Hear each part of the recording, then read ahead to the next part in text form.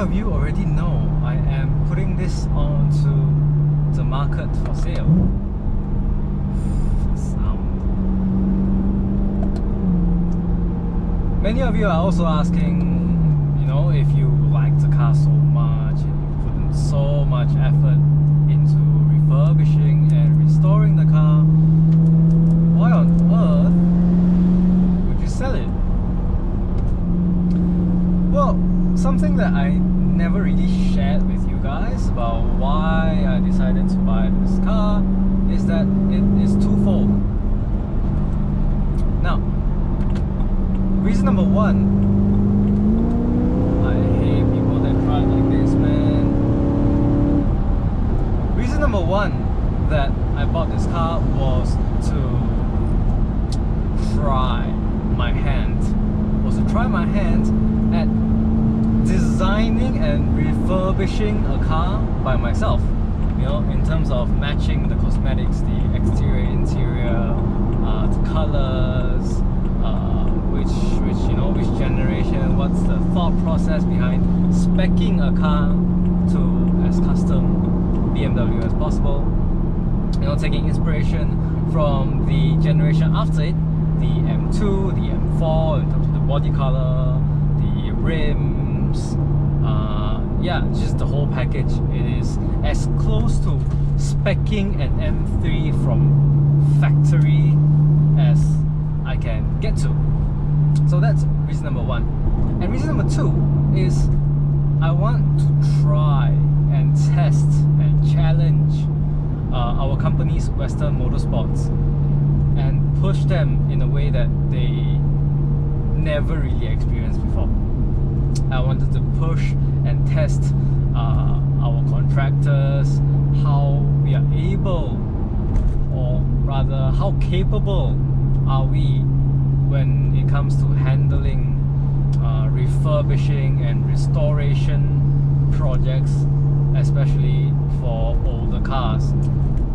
And even more so with the E93's infamously full of problems S65 engine, of course, with the throttle actuators and the conrod bearings.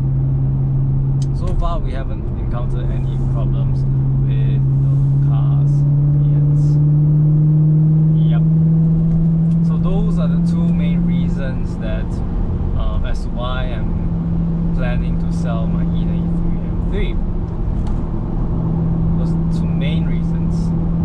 And throughout the process of acquiring the car and of course buying it for myself, learning how to drive a supposedly more manual car like this, and learning the process of restoration, what comes first, should cosmetic come first, or should the engine refurbishment come first, what's the proper process, or what's the most efficient way you can refurbish a used car without a lot of ding dong back and forth, traveling the car between back and forth different suppliers, etc. So it's all a well and good learning experience, and I've learned a lot throughout this whole process about technicalities and about specifications and about, you know, this generation of still naturally aspirated engines. What are some of the things that you should look out for? What are some of the repair costs that come alongside a car that's supposedly hard to maintain like this? And you know what absorbers do, what suspension does, all these different things I needed to learn from ground up in order to restore this car properly, right? I needed to learn tires, I needed to learn, okay, what happens if I put different size tires, what happens if I put on spacers, what happens if this, what happens if that. So it's just a very nice project and also a learning process for myself. And yeah, so that's what's interesting about this car. It's a nice car that has taught me a lot, and yeah, it has really taught me a lot about refurbishing, about restoring, about the car, and from an engineering perspective, from a workshop workshop service center perspective, and from a consumer using the end product daily perspective, yeah, that's a lot of the lessons that this car has taught me. Furthermore, I don't think that this is a package that you can get for below 200k. Well, yeah, below 200k, around, depending on who you buy it from, etc.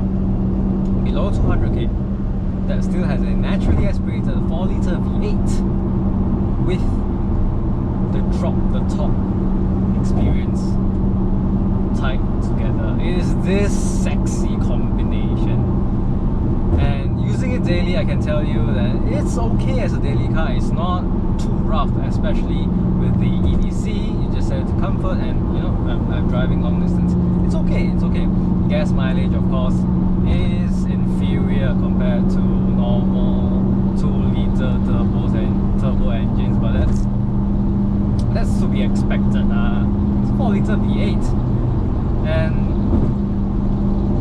in terms of usability, yes, it is pretty usable as a daily car, but this car is absolutely brilliant as a weekend car, you know, as a car to let loose, as a car to have fun, as a car to enjoy alongside with the environment you're in, you know, driving around Penang, Heritage, or if you're driving around cafe hopping in KL or Malacca. It is perfect for that weekend use, and you can fetch 4 people in total.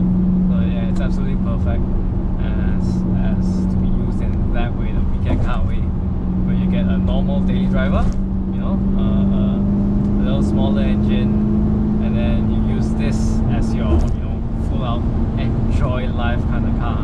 It's absolutely perfect like that. Absolutely perfect if it's used in that way. It's the second car, because you don't get numb, and you don't get numb to the sound, and the novelty factor wears off a lot later on, you know, as well as keeping the car a little bit better maintained because you're driving it less, as well as, you know, just drop the top that you don't treat yourself to every day. Fantastic, perfect. It is glorious in that type of usage. And even now, even though it's still my daily car, sometimes on the weekend I still find it so enjoyable to go out with friends. Hey, come, I fetch you. Then you fetch them in this car, you drop the top everything in the morning, you guys go for breakfast, you guys go for coffee, you drop the top, they're complaining at first, and then they hear the beautiful music that the exhaust and the naturally aspirated 4-litre V8 makes, and you can just see the smile slowly lighten up on their face. It is so nice to be used in that way. I think that's the perfect use of this car. Absolutely perfect. Yeah, okay, so that's it for this part of the video. Moving on, let me show you in another clip, or in the next part of this video, what are some of the repair costs and the total repair costs that went into this video, that went into this car. What am I saying? That went into this car. Granted, it is at cost price. Yes, it is at cost price. A dealer to dealer cost price. Because we run a workshop, of course I get